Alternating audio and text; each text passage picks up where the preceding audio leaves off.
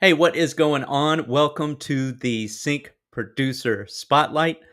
Normally, we have a little countdown before this, and I played the countdown, but I forgot to hit the go live button. So I imagine a few of you are going to be popping in any moment. So I apologize for that. Today, I'm very excited about our guest. For those of you who don't know what the Sync Producer Hub is or the Sync Producer Spotlight, so basically, the Sync Producer Hub is a community created by Anthony Clint Jr., where he helps producers and artists and composers get their music into TV and film. And we all support each other, we help each other, we talk shop, we share secrets, all of that kind of stuff in the hub. But in the community, it's mostly just chat, right? It's in the school platform, SKOOL. And basically, all we have is like a picture of ourselves and what we type. And that's how we know each other from the hub so far. So we thought it might be a good idea to put a member of the Sync Producer Hub in the spotlight about every other week just to get to know them better, their progress in sync, what got them into music, maybe share some of their best practices, their tips, their tricks, and find out what's in the future, and we can all learn together. So, what's up, Michael Connor? What is happening? He was our guest last week. So, without further ado, this week we have one of the Sync Producer Hub members, Janelle Costa, and I always think of her as my partner in crime because we both make a lot of crime music. So, without further ado, I'm going to bring you on. What's going on, Janelle? Hey, how's it going, Jason? Thank you for Good. having me. Yeah, not a problem. Did I pronounce your name correctly? Yes, you did. Okay, good. Sometimes you never know, right? We only read our names, so Yeah, I spelled Michael Connors wrong one time, and he was nice enough to let me know. So I'm just making sure we have it right.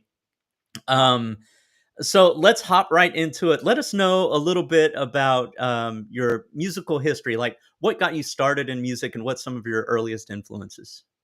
well, I think like most people, like I started singing at the choir in church, and from there, I kind of like got into playing the guitar. I took classes with one of the girls that used to play in the choir, and that's how I started kind of like into this musical journey.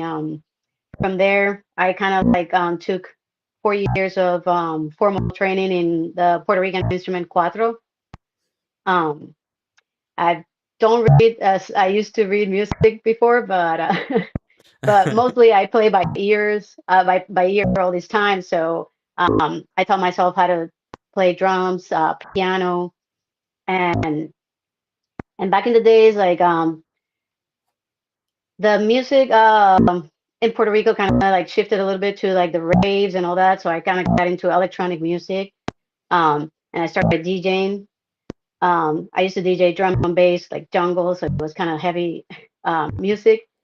Um, and then I started also playing in reggae bands, alternative rock bands. Sorry, um, but I kept mostly DJing than playing in bands because then I kind of got into electronic music a lot. So then I got my first M3 Roland Groove Hmm. Bug is a 307. I think I still have it somewhere back there.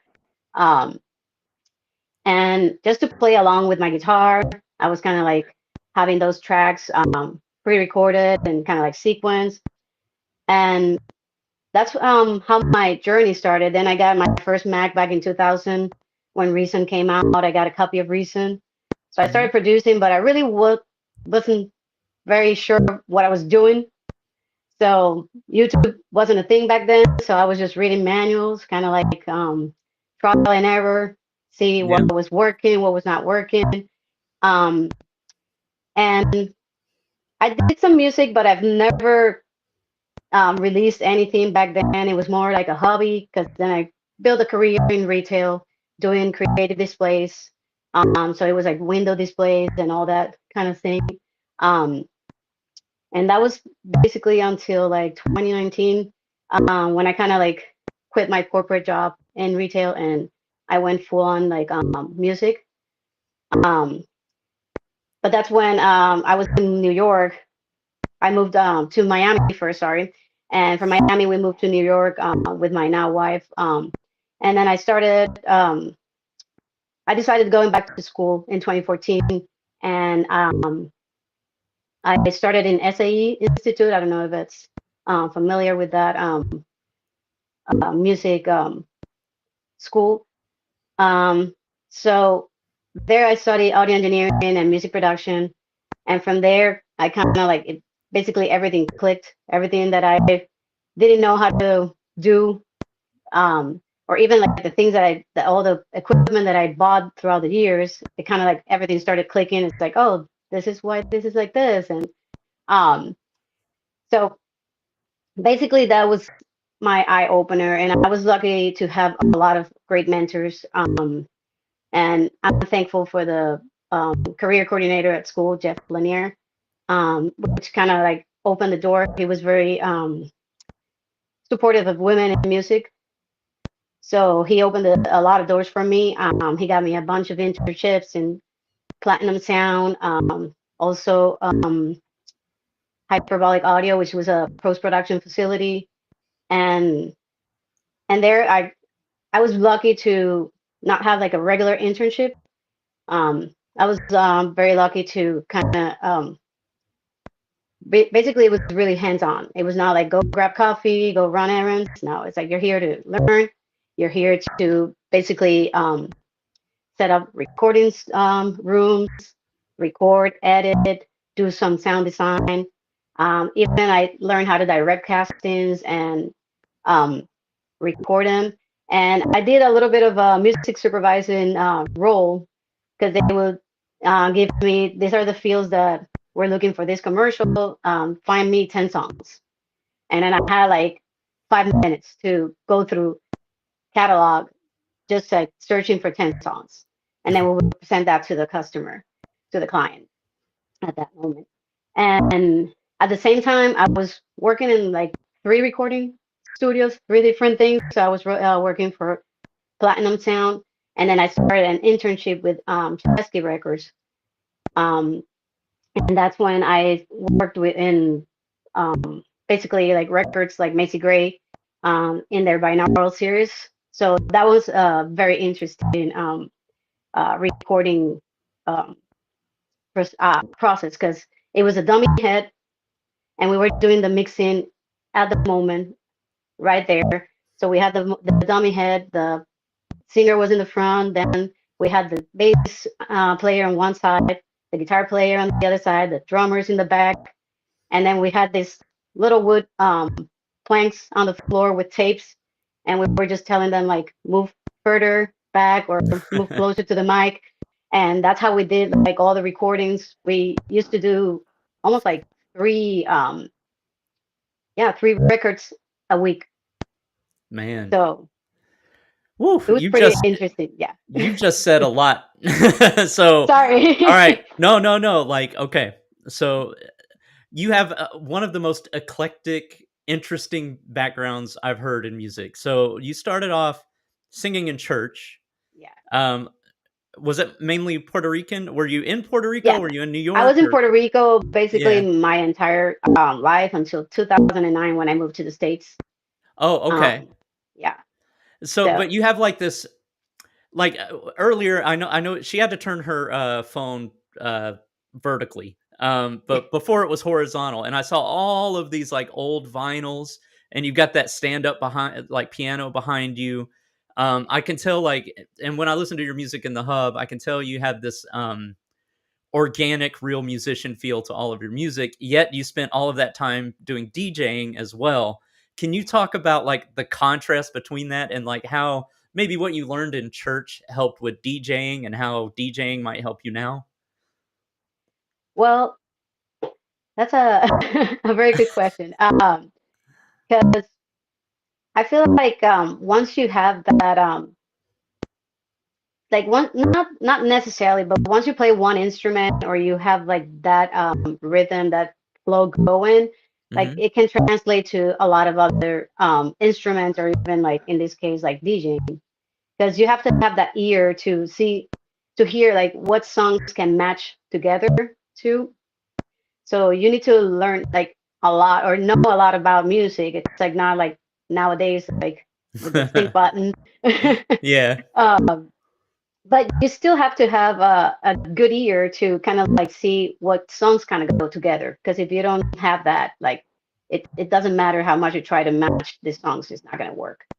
Um, That makes sense, and obviously, with DJs, especially if you're DJing, like, at a party or an event, yeah, it's all about them, it's not about you, and I think exactly, sync music is like that as well, right? Like, exactly. um, uh, let's go back to, you mentioned that you worked in, post-production and that you were kind of sitting in that music supervisor seat for a little bit.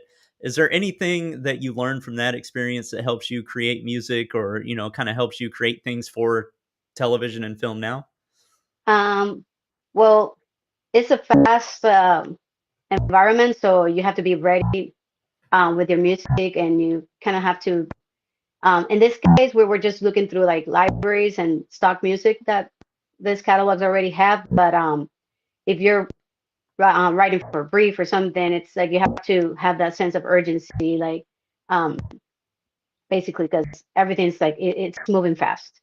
Yeah. Especially when it comes to ads. Maybe films they have a little longer, like they have more time, but when it comes to ad, it's like everything's so fast.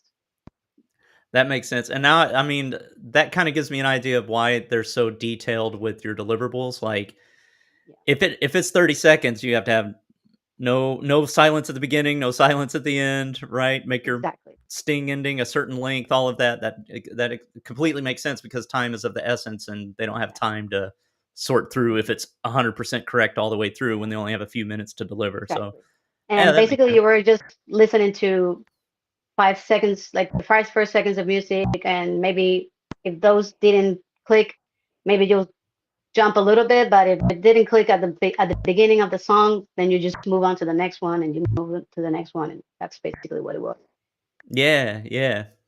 Alright, well, you, so is there any advice you would give? You've listened to a lot of music in the hub, and we've listened to yours, and everybody loves your stuff, especially the Oh, thank you. mix. And now we know why, with your degree in like sound engineering, audio engineering, and all of that. Um, is there any like most common mistakes that don't call anybody out in the hub, but maybe that you hear Oh in other yeah, people's music that you're like, if you just did this, it might help you out. Any yeah. tips or advice on that? I feel like the first thing that I always say is like sound choice. If you don't have the right sounds, you're just gonna waste your time trying to get the mix right, and it's not gonna sound right because the sounds don't work together.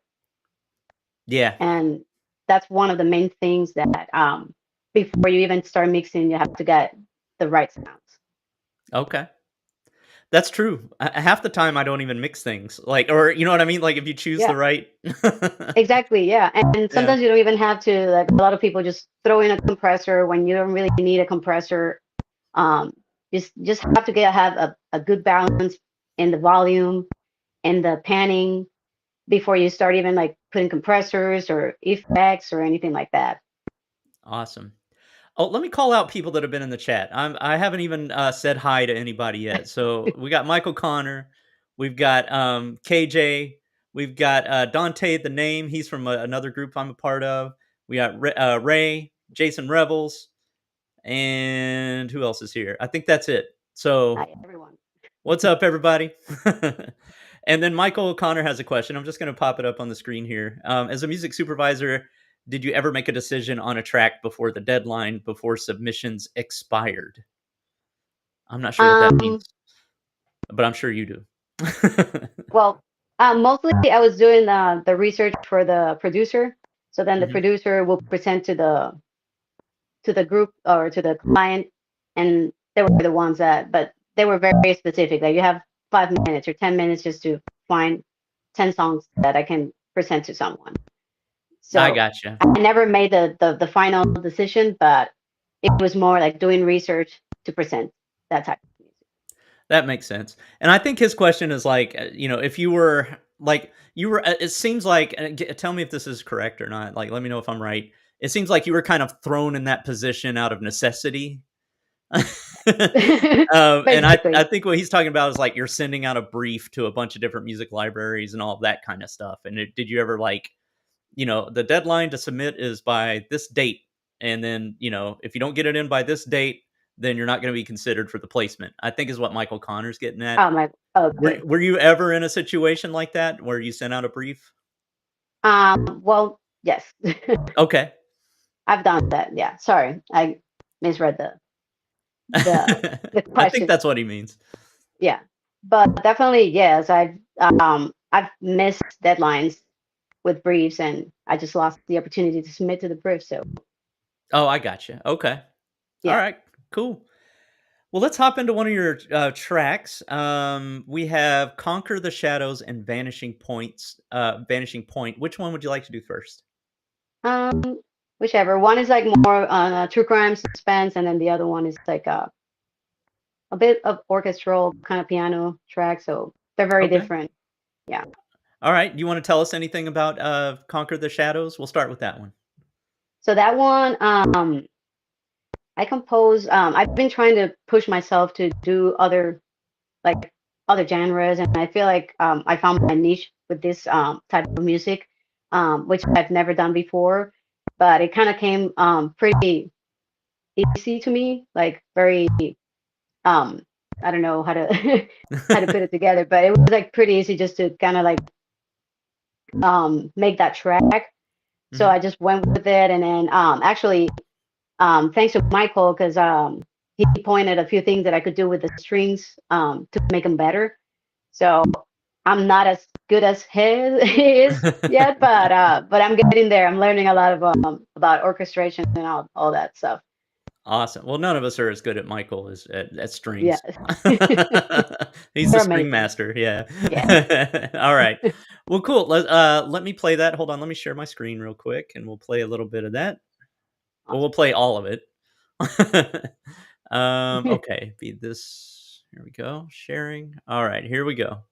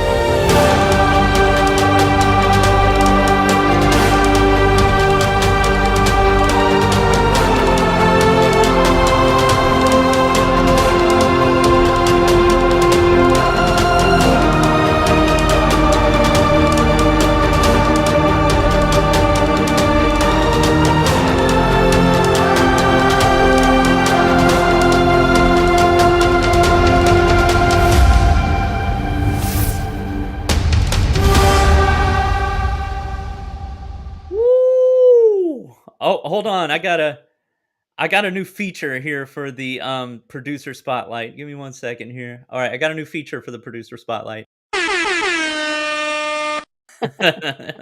Yes, we brought in the DJ horn. That was amazing. I Thank have you. an idea of what I think that would be perfect for, but I want to hear what you created it for. What did you have in mind when you created that piece?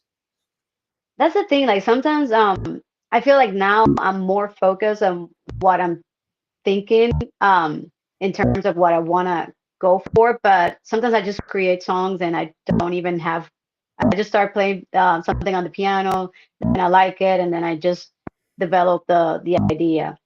But it kind of turned out like to be a bit like heroic, kind of like a little bit more I wouldn't like I sometimes it's so hard for me like just to see what my music can like what emotions can it bring out. I So I got you. just create them and then it's like, oh, I like them. So I will continue working on that idea. But now Oh, I'm okay. being a little more focused on my intention with the piece. I gotcha. Okay. So, oh, I want to say what's up to Aaron Island. He's joined the chat as well. What's up, Aaron? We're in the Sync Producer Hub. He's from a previous group. I was part of Heatwave as well. Like we vibe. So I'm glad you could make it. Um, so your creation process is everybody's got their own creation process. Yours is I'm gonna tinker. I'm gonna find what sounds good, and I'm gonna make something out of it. So Exactly. you're like, okay, so is that kind of how your workflow goes? Is that what you do? Um, Before, yes, it was very like random. So I'm just gonna open a blank session and I'm just gonna start playing around with sounds and then see what I come up with. But lately with the new true crime series and the suspense music, I've been a little more focused on the end work, basically. Sync will do that to you. Yeah, It'll make you very focused on, like, especially if you're creating an album all in one type of exactly. thing. You get really good at that type of music by the end. I always notice, like, when you start an album, your last track's always like 100 times better than your first track, and then you got to kind of redo maybe the first couple if That, you're trying a new genre, right? I think KJ nailed it. He said Yellowstone. yeah. One of those types of things. I was thinking documentary. I was like nature documentary all the way. Oh. Watching, I don't know, dolphins come out of the sky or out of the sea, and I don't know, a peregrine falcon getting its prey. I don't know, like a lot of triumphant things. So we're Yeah, excited to see where that's going to be placed. That's awesome. yeah, All awesome. right. Oh Me yeah, too. Ray's on the Yellowstone. Yeah, he's Yeah, like definitely Yellowstone. I think that one was part of a 5 track also album that I created. It was like more like main titles kind of thing. So for opening credits or closing credits or Oh yeah, stuff like credits. that. Oh my god, yeah, that'd be perfect for that. Yeah. Where did I put your website? The reason I say that is, hold on, I closed it out. Let me find it again. Okay, here we go. I'm gonna throw it in the chat real quick. The reason I'm gonna throw your website in here is because I was checking it out, and first of all, your website makes mine look like it was done by a third grader. Like you could tell you have like a design history, where even if it was retail or doing whatever, you have that design mind, right? And the amount of music in there, like just album after album after album after album after album after, you are a workhorse. So Yeah. where do you get your work ethic from? I think since I was like very young, like I've always been like very um like going for that like goal. Um and I think actually it started back in when I started working for Gap. Um that was like the best school I've ever had, the Gap. Because I started learning like basically everything, like how to be organized, how to do like retail like taught me a lot in what I know now. Especially work ethic, like definitely the Gap was one of my things, like where I got my work ethic from. And Yeah. back then when the Gap was the Gap and Yeah, yeah. everyone knew, yeah. That's amazing. Like that's such I know so many producers, music creators, composers, artists that are 100 times, well, maybe not 100, 50 times more talented than I am. Right? And if they just had the consistency, the work ethic, if they just, I mean, like just a little piece of, just a little piece of it. They don't even need all of it, right? They'd be like worlds ahead of where they are, right? You see them, they're just working a regular job Yeah, with this incredible talent. I'm sure you know people like that yourself. Uh, definitely. so But I it have, took me, yeah, go sorry, ahead. No, it took me a little bit because even though I had that work ethic, I always thought that my music wasn't good enough to share with the world. So it wasn't until like 2019 that I started putting music out. Oh And my god. yeah, What took you so long? I don't know. I think it was the fear of like I don't know, like not being rejected, but not being like good enough, or What piece and of that advice would you give Janelle from 2005? oof, like basically just go for it. Like don't like just put. I know it's scary sometimes, and it's like but just put everything aside and then just go for it. It's basically just go for it. Yeah. Do what makes you happy and do what actually like you're made to be done. Like Yeah, I once had a music teacher in high school that, phrased it the best I've ever heard. He probably stole it from somebody, but, he said, "You don't choose music, music chooses you." Like, exactly, you just have to do it, right? Whether you do it for whether you're getting trying to make a living out of it or you're just doing it, you just can't help exactly. but do it. So, I think that goes right along with that. What so let me ask you this, a day in the life, like, right now it seems like you're really focused on at least it seems in the hub that you're really focused on getting your music into TV and film. I know that you've landed with at least one reputable library so far. What is your day to day like? What type of schedule and what are your goals and how are you reaching them? What are your daily habits? Like all of that. Yeah, I feel like you have to treat it like a job. So when I'm in the studio, I turn off all distractions. I try to like leave my phone um in the living room, not bring it in the studio, and then just treat it like a job. If I am working, I'm still actually working a part-time job Mhm. um on the side. I'm not doing retail anymore, but I'm working with dogs. Actually, I'm a dog handler. Cool. Yeah. So when I have off, I'm just here and I have 4 hours. In that 4 hours, I'm gonna try to make at least one track or come up with like 3 or 4 ideas that I can develop later. So you have to treat it like a job. That's awesome. Yeah. What about, reaching out to libraries? Like, have you been through I'm sure you've been through all the training and all of that, and that's how you probably landed your first library. Are you still doing 5 a day, or did you turn Um, that back? um, I actually started now that I have a focus album because before I was reaching to libraries, but I was getting a lot of no's because my music was kind of like all over the place. Like I was, yes, I had a maybe a playlist that it was 10 songs that it was all trap or hip hop, but they were they didn't have a theme in common. So um, I was not getting any responses from the libraries, and I got more responses once I started more submitting to briefs like individual tracks. That's how I got like some of the um, libraries to kind of like have my music in them, but I would say I've been doing a lot of research lately just to see where I can send my music again. So this, I try to do five a day, or when I can't sit and then just send the emails. But I feel like I'm not doing enough in that sense. Well, yeah, but, I asked Clint this question, like, should you just keep doing 5 a day? Just keep reaching out to 5 music libraries a day? And he was like, "Well, when you get too much work, you don't have to keep doing that because you made all those relationships and all of that, and it's just a Exactly. matter of time before, that's there for Exactly. you." Um, what so it sounds like you pivoted. So, like, you were like, "I wanna get my music into TV and film." You, were doing kind of the music you enjoyed making the most at first, but it was a little bit of a mishmash, not necessarily one coherent, like, project. And then I noticed you've been doing a lot of, at least in the hub, a lot of, like, tension, ambient, crime, like, in that type of vein. What made you to what made you decide to, like, go in that direction?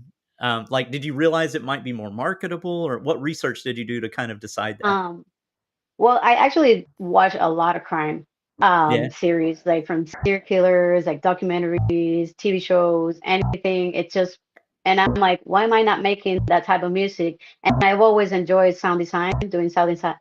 Mhm. So some of these are very like um, sound design driven and focused. So I was like, let me just do one track. And after that one track, I just got hooked with that. And I was like, oh, I found my niche. They come very naturally to me. So Mhm. I was like, let's just keep doing and learning more and kind of like trying different things in that Have same you genre. have you sent your music to a library called, Sound Manipulations?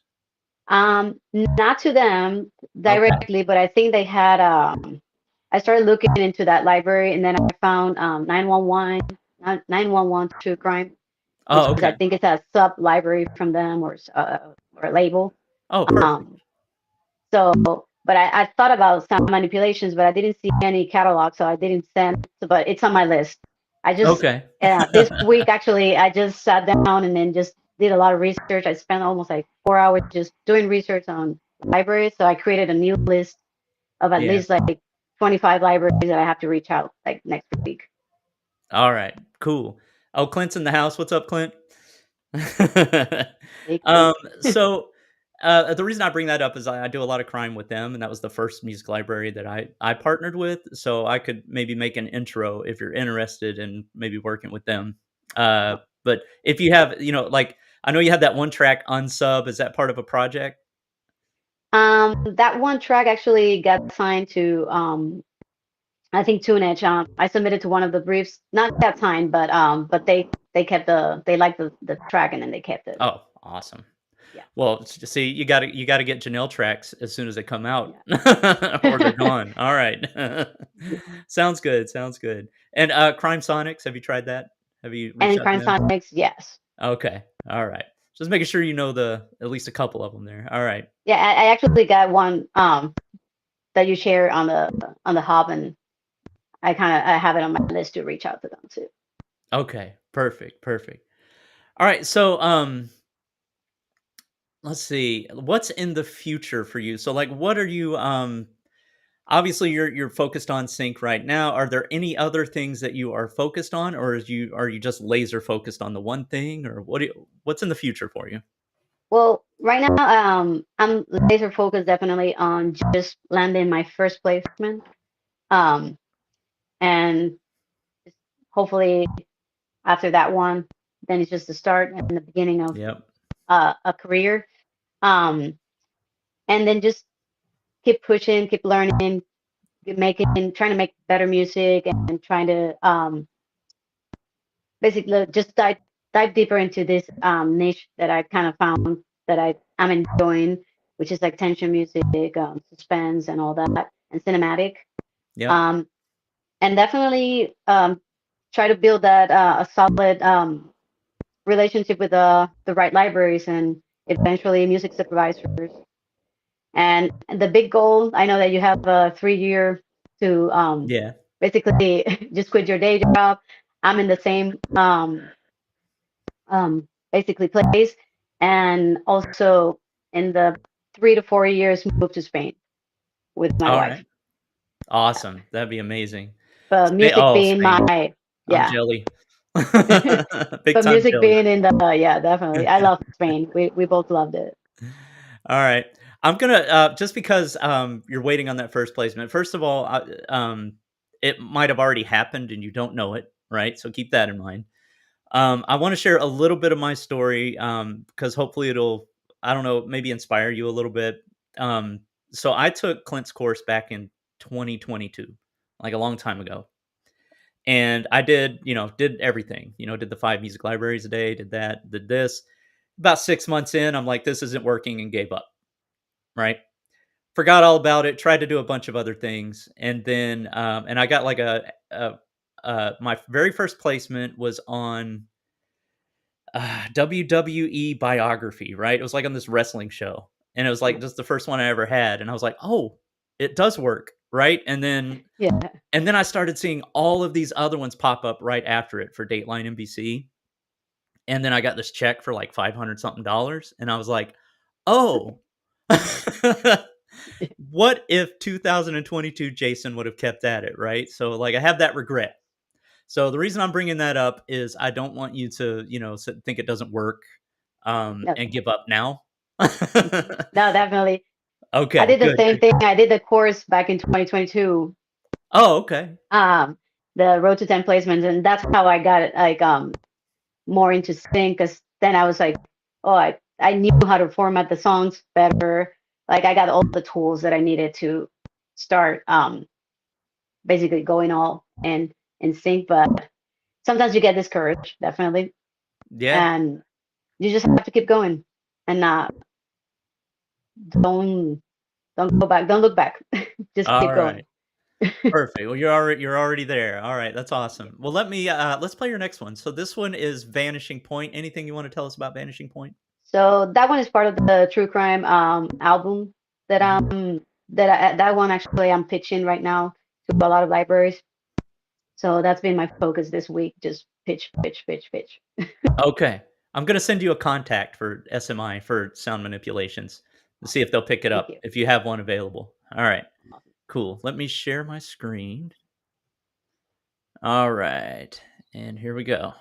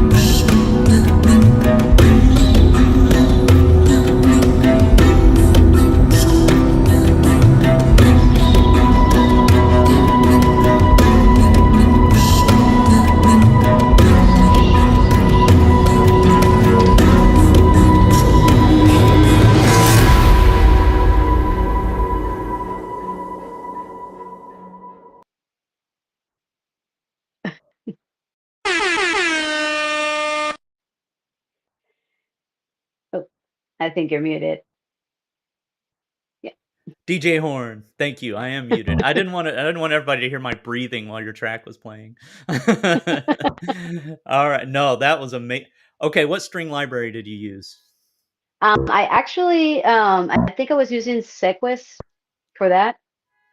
I don't It's even know like, what I that don't know if is. I'm saying it right. It's one of the new instruments that I got from the um, update up to the 15 collector's item edition on You Native okay. Instrument. Native Instruments, Yeah. okay. Is it expensive? It sounds expensive. It, it was part of the whole, like the bundle, so I don't know how much it was just by itself, but let me put it on the chat here. Oh, thank you, thank you. Well, I'm having trouble finding strings that have that spiccato string where you can hear it, like, it's so really, really short and you can hear the bow hitting the string, like, all that texture to it.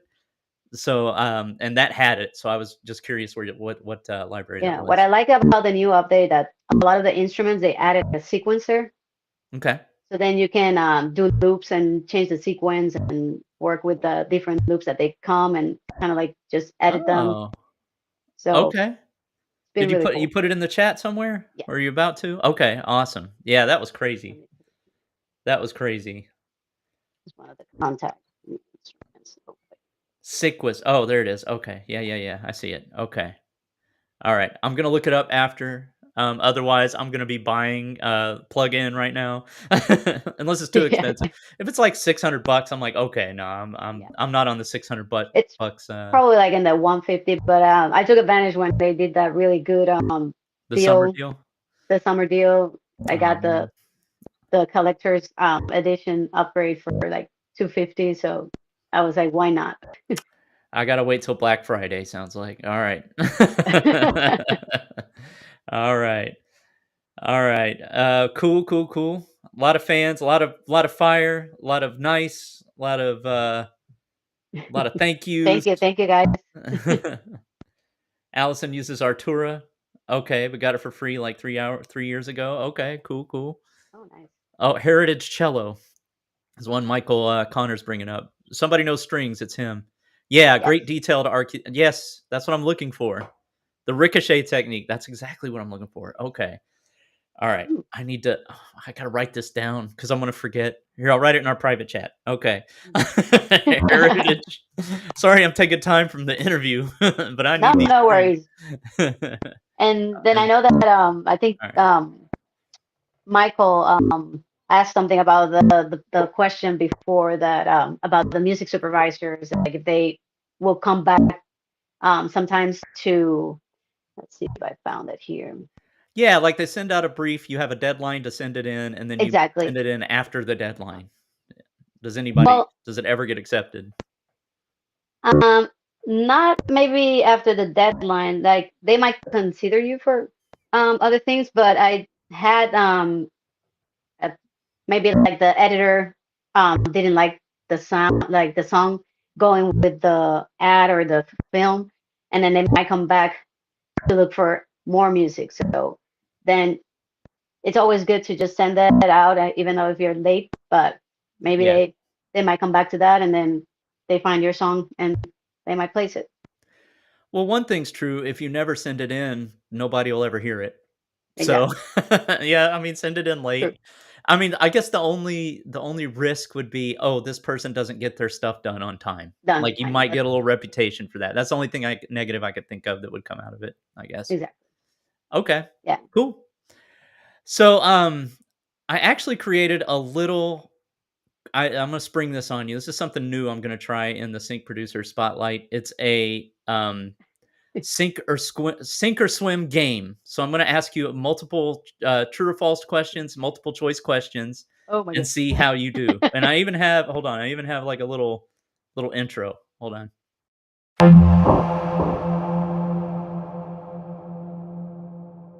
That's awesome. All right, that's a little longer than I want it to be, but all right, that's cool. Sink or swim? You ready to sink or swim?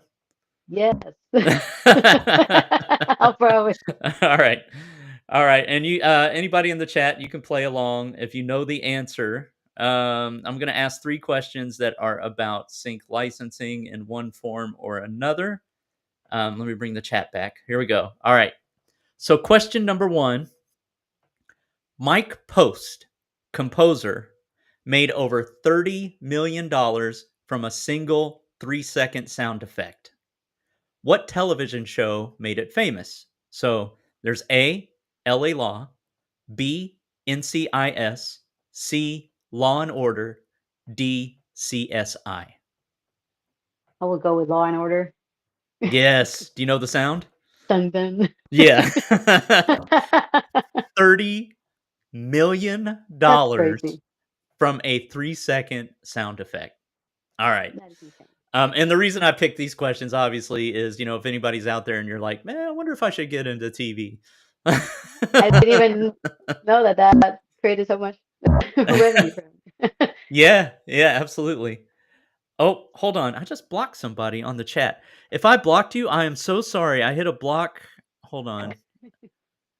I just blocked somebody. Okay, anyway, if I blocked you, I'm sorry. I clicked on the wrong thing. I was trying to I show the thing here, like show the chats in the screen, and I clicked something and I blocked somebody. So if I did, I apologize. I won't block you next time, I promise. Okay, that's just for people that are acting a fool.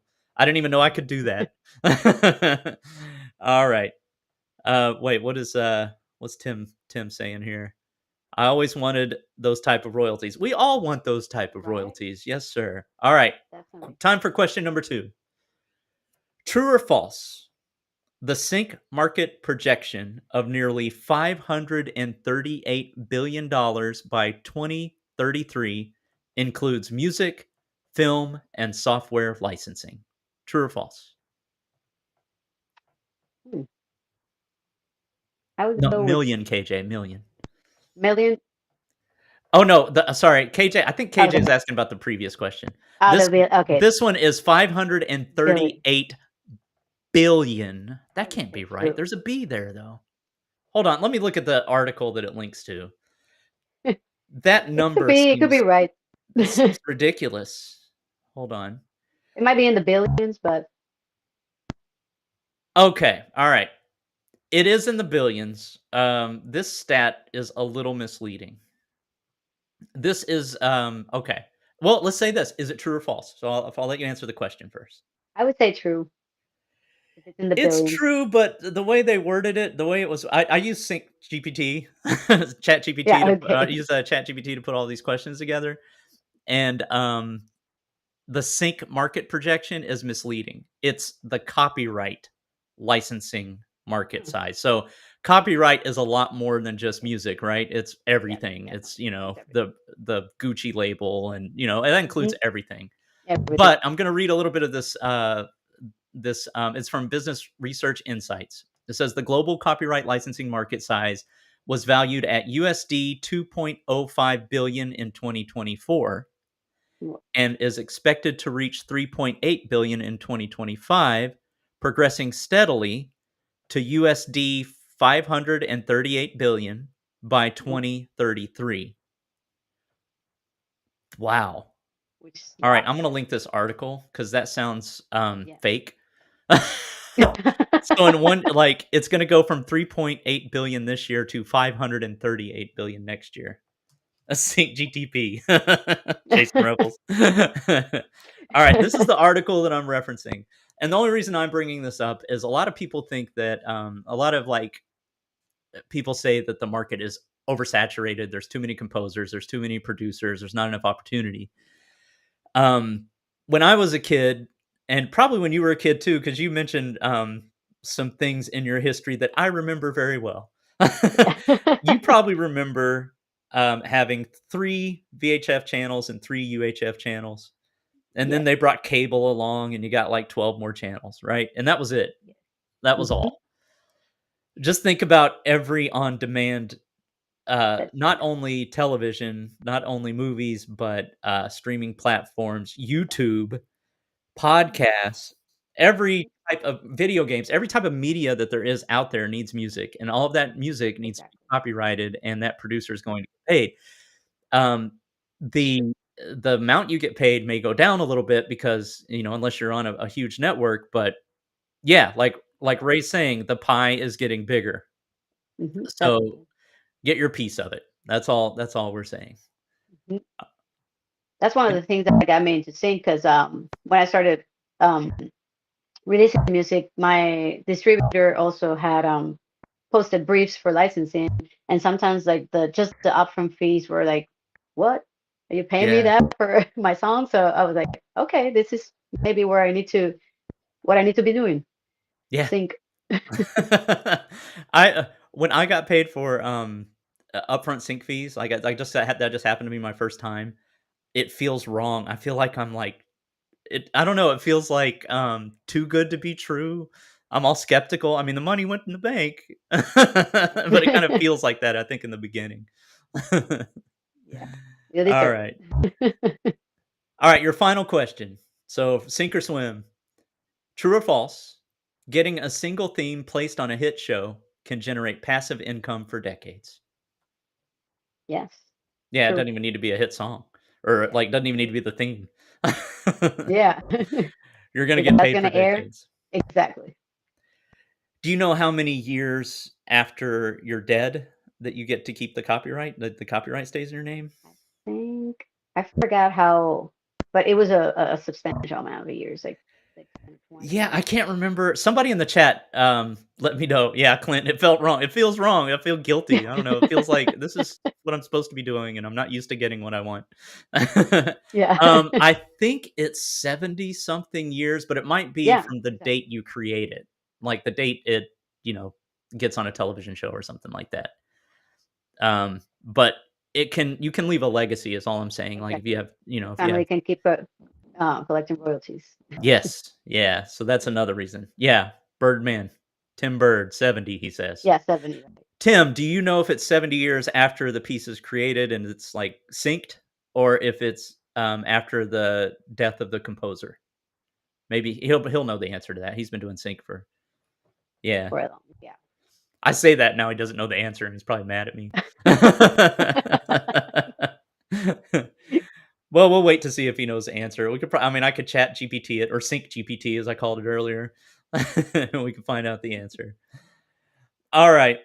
So we'll wait for Tim to see if he comes up with that answer. But we're coming to the end of the interview. Are there any parting thoughts, shout outs, piece of advice, anything you want to leave the Sync Producer Hub with? Um, like my little sign back there says, "Don't be so hard on yourself." Basically, Amen. just keep going, keep learning. And I'm really glad that I joined this community. Shout out to Clint. Shout out to everyone in the community because just for the guidance. It just basically the support from everyone in this journey. It's been amazing. The feedback.